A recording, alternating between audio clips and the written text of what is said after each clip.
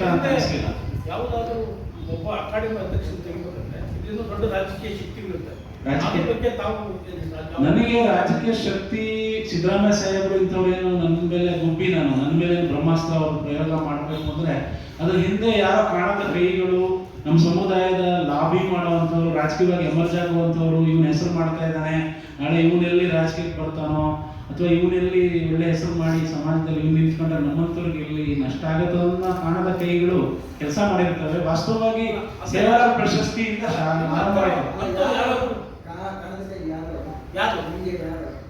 ನನಗೆ ನೇರವಾಗಿ ಪತ್ರ ಬರೆದಿದ್ದು ರುದ್ರ ಪ್ರಮಾಣಿಯವರು ಪ್ರಶಸ್ತಿ ಕೊಡಬೇಕು ಅಂತ ಬರೆದ್ರು. ಯಾಕೆ ಯಾವಾಗ ಬರೆದ್ರು ಅಂದ್ರೆ ನಾನು ಇದನ್ನು ಹೇಳಬಾರ್ದು ಅನ್ಕೊಂಡಿದ್ದೆ. ನಾನು ಪ್ರಶಸ್ತಿ ಸ್ಥಾಪನೆ ಮಾಡಿದೆ ಅಕಾಡೆಮಿನ, ಸಂತ ಸೇವಾಲಾಲ್ ಪ್ರಶಸ್ತಿ ಅಂತ 1 ಲಕ್ಷ ರೂಪಾಯಿ. ಅದುವರೆಗೆ ಯಾವ ಅಕಾಡೆಮಿನೂ ಇಂಥ ಪ್ರಶಸ್ತಿ ಮಾಡಿರಲಿಲ್ಲ. 50,000 ಪ್ರಶಸ್ತಿ ಬಿಟ್ಟರೆ 1 ಲಕ್ಷದ ಪ್ರಶಸ್ತಿ ಸೇವಾಲಾಲ್ ಹೆಸರಲ್ಲಿ ಸಾಹಿತ್ಯಶ್ರೀ ಮಾಡ್ಬೋದಿತ್ತು, ಸಾಂಸ್ಕೃತಿಕ ಕಲಾಶ್ರೀ ಅಂತ ಹೇಳ್ಬೋದಿತ್ತು. ಆದರೆ ಗುರು ಬಂಜಾರ ಗುರು ಹೆಸರು ಇಡೋಣ ಅಂತ ಹೇಳಿ ಇಟ್ಟೆ. ಹಾಗಾಗಿ ಲಲಿತಾ ನಾಯಕರನ್ನ ನಮ್ಮ ಜನರಲ್ ಬಾಡಿ ತೀರ್ಮಾನ ಮಾಡಿದ್ವಿ ನಾವು. ಅವಾಗ ಏನಾಯ್ತು, ಒಬ್ಬ ಹೆಂಗ್ಸ್ಗೆ ಸೇವಾಲಾಲ್ ಪ್ರಶಸ್ತಿ ಕೊಡೋದಾ, ಮಹಿಳೆ ಕೊಡೋದಾ ಅಂತ ಹೇಳಿ ಚರ್ಚೆ ಜಿಜ್ಞಾಸೆಗಳು. ಯಾರೋ ಸೇವಾಲಾಲ್ ಪೂಜಾರಿ ಕೊಡಬೇಕು ಅಂದ್ರು, ಸೇವಾಲಾಲ್ ದೇವಸ್ಥಾನ ಕಟ್ಕೊಂಡು ಕೊಡ್ಬೇಕು ಅಂದ್ರು. ನಾವು ಸಾಹಿತ್ಯದಲ್ಲಿ ಸಂಸ್ಕೃತಿನಲ್ಲಿ ಕೆಲಸ ಮಾಡಿರುವಂಥವ್ರು, ಪ್ರಗತಿ ಪರವಾಗಿ ಕೆಲಸ ಮಾಡಿರುವಂಥ ನಮ್ಮ ಕ್ರೈಟೀರಿಯಾದಲ್ಲಿ ಫುಲ್ಫಿಲ್ ಮಾಡಿದ್ರೆ ಅವರೇ ಬಂದಿದ್ದೀನಿ, ಯಾರು ನಿಲ್ಲ. ನಿಮಗೂ ಗೊತ್ತಿದೆ ಲಲಿತಾ ಬಿಟ್ಟರೆ ನಮ್ಮಲ್ಲಿ ಆ ಥರ ಕೆಲಸ ಮಾಡೋದು ಇಲ್ಲ. ಹಾಗಾಗಿ ನಾವು ಅದನ್ನು ಆಯ್ಕೆ ಮಾಡಿದ್ವಿ. ಆಯ್ಕೆಯನ್ನು ತುಂಬ ಜನ ಪ್ರಶ್ನಿಸಿದ್ರು. ನಮ್ಮ ಪ್ರಶಸ್ತಿ ಬರಬೇಕು ಅಂತ ಫೋನ್ ಮಾಡಿ ಧಮಕಿ ಹಾಕಿ ಗಲಾಟೆಯಾಗಿ ಹೋಮ್ ಮಿನಿಸ್ಟ್ರಿಗೂ ಕಂಪ್ಲೇಂಟ್ ಮಾಡಿ ಆ ಮಟ್ಟಕ್ಕೆಲ್ಲ ಆಗಿತ್ತು. ಆದಮೇಲೆ ಅವ್ರು ತಣ್ಣಗಾಗಿದ್ರು. ಆಮೇಲೆ ಅವರು ರುದ್ರ ಪ್ರಮಾಣ ಕಂಪ್ಲೇಂಟ್ ಮಾಡಿದ್ರು. ಅವರು ಕೂಡ ಇದ್ರ ಬಗ್ಗೆ ಒಂದು ಸೀರಿಯಸ್ ಆಗಿ ಅವ್ರು ಫೋನ್ ಮಾಡಿ ಪ್ರಶಸ್ತಿನ ಅದನ್ನು ಬದಲಾವಣೆ ಮಾಡಿಬಿಡಿ, ಬೇರೆಯವ್ರು ನಮ್ಮ ಕಡೆ ಕೊಡಿ, ವಯಸ್ಸಾದವ್ರು ಕೊಡಿ ಅಂತ ಹೇಳಿದ್ರು. ಹಾಗಾಗಿ ಈಗ ಟೈಮ್ ಮೀರಿತು. ಮುಂಚಿತವಾಗಿ ಹೇಳಿದರೆ ಆಗ್ತಿತ್ತು, ಇಲ್ಲ ನಮ್ಮನ್ನು ಕೇಳದೆ ಮಾಡಿದ್ರಿ, ತಪ್ಪು ಮಾಡಿದ್ರಿ ಅಂದರು. ತಪ್ಪಾಗಿರ್ಬೋದು ಸರ್, ಆದರೆ ಕ್ರೈಟೀರಿಯಾ ಪ್ರಕಾರ, ನಿಯಮದ ಪ್ರಕಾರ ಪಾರದರ್ಶಕವಾಗಿ ಯಾಕೆ ಸಿಗಬೇಕು ಅಂತ ಸಿಕ್ಕಿದೆ. ತಾವು ಮುಂದಿನ ಅವಧಿಯಲ್ಲಿ ಹೇಳಿದ್ರೆ ಅವ್ರಿಗೆ ಮಾಡ್ಬೋದು ಅಂತ ಹೇಳಿ. ಅದಕ್ಕೆ ಮುಂಚೆ ಅವರು ಅವ್ರ ಕಡೆ ಇಬ್ಬರನ್ನ ಕೋಪ್ ಮಾಡ್ಕೊಳ್ಳಿ ಎಲ್ಲರೂ ಮಾಡ್ಕೊಂಡೆ. ಅವ್ರು ಹೇಳಿದ್ರು ಅಂತ ಹಿರಿಯರು. ಆಮೇಲೆ ಅವ್ರಿಗೆ ಗೌರವ ಕೊಟ್ಟೆ. ಆಮೇಲೆ ಅವ್ರಿಗೂ ನಾನು ಬೇರೆ ಬೇರೆ ರೂಪದಲ್ಲಿ ಪ್ರೆಸ್ ಕ್ಲಬ್ ಪ್ರಶಸ್ತಿಗೂ ಕೂಡ ನಾನು ಸಿಂಬಾಲಿಸ್ಕೊಂಡು ನಮ್ಮ ಕೊಡಬೇಕು ಅಂತ ಇಲ್ಲೂ ಕೊಟ್ಟರು.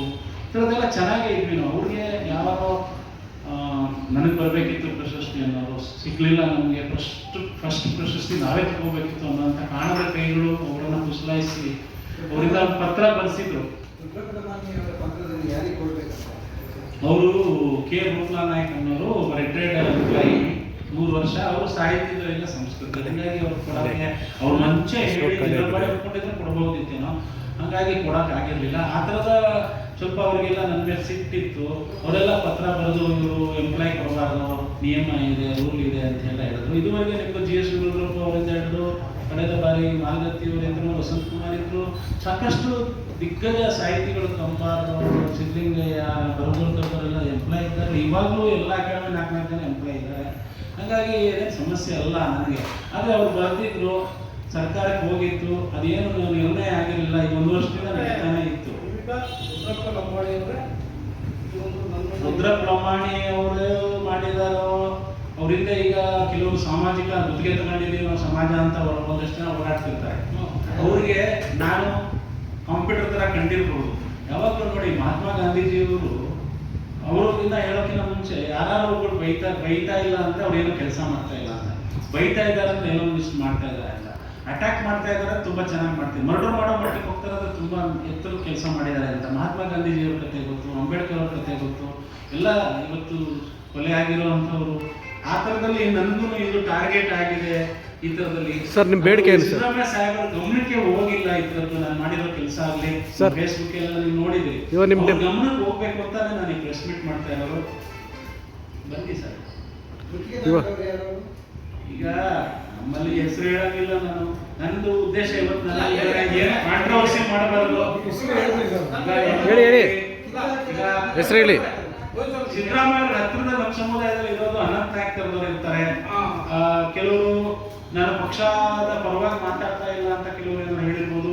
ಮೀಸಲಾತಿ ಸಂದರ್ಭದಲ್ಲಿ ನಾನು ನನ್ನ ನಿಲುವು ಸಮುದಾಯದ ಪರವಾಗಿ ಮಾತಾಡಿರ್ತೀನಿ, ನ್ಯೂಟ್ರಲ್. ಯಾಕಂದ್ರೆ ಎಂಪ್ಲಾಯ್ ನಾನು ಇಂಥ ಪಕ್ಷ ಅಂತ ಮಾತಾಡಿರಲ್ಲ. ಆ ಥರ ನಾವು ಒಗ್ಗಟ್ಟಾಗಿ ಹೋಗಿ ನೀವು ರಾಜಕಾರಣ ಮಾಡಬೇಡಿ, ಸಮುದಾಯದ ಹಿತದಲ್ಲಿ ಕೆಲಸ ಮಾಡಿ ಅಂತ ನಾನು ಎಷ್ಟೋ ಜನ ನಮ್ಮ ನಾಯಕರುಗಳಿಗೆ ಮಾತಾಡಕ್ಕೆ ಬಿಡ್ತಿರ್ಲಿಲ್ಲ. ಎಲ್ಲಿ ಬೇರೆ ಸಂದರ್ಭದಲ್ಲಿ ನಮ್ಮ ಸಭೆಗಳಲ್ಲಿ ಯಾರಿಗೆ ನಾಯಕರಂತ 4 ಜನ ಗುರುತಿಸ್ಕೊಂಡಿರೋರಿಗೆ ಯಾವುದೇ ಕಾರಣಕ್ಕೆ ನೀವು ಮಾತಾಡಬೇಡಿ, ನನ್ನೊಬ್ಬರಿಗೆ ಬಿಟ್ಟಿದ್ದು. ಯಾಕಂದ್ರೆ ನೀವು ಕೆಲಸ ಮಾಡ್ತಾ ಇದ್ರಿ, ನೀವು ಹೆಚ್ಚು ಪರಿಚಯ ಅಲ್ಲದೆ ಇದ್ರು ನಿಮ್ಗೆ ನಾವು ಅವಕಾಶ ಕೊಡ್ತೀವಿ, ನೀವು ಮಾತಾಡಿ ನನ್ನೊಬ್ಬರಿಗೆ ಹೇಳ್ತಾ ಇದ್ದ ಸಂದರ್ಭದಲ್ಲಿ ನಾನು ಕನ್ವಿನ್ಸ್ ಮಾಡಿ ಇವ್ರು ಹಿರಿಯರಿದ್ದಾರೆ ಮಾತಾಡಲಿ ಅಂತೇಳಿ ನಾನೇ ಮಾತಾಡಿಸಿದ್ದೀನಿ ಹೊರತು ಅವ್ರ ವಿರುದ್ಧ ನಾನು ಇಷ್ಟು ನನಗೆ ಪತ್ರ ಬರೆದಿದ್ದಾರೆ ಅಂತ ನಾನು ಯಾವತ್ತೂ ಅವ್ರ ವಿರುದ್ಧ ಮಾತಾಡಿಲ್ಲ. ಗೌರವ ಕೊಟ್ಟಿದ್ದೀನಿ ಹಿರಿಯರು ಅಂತ.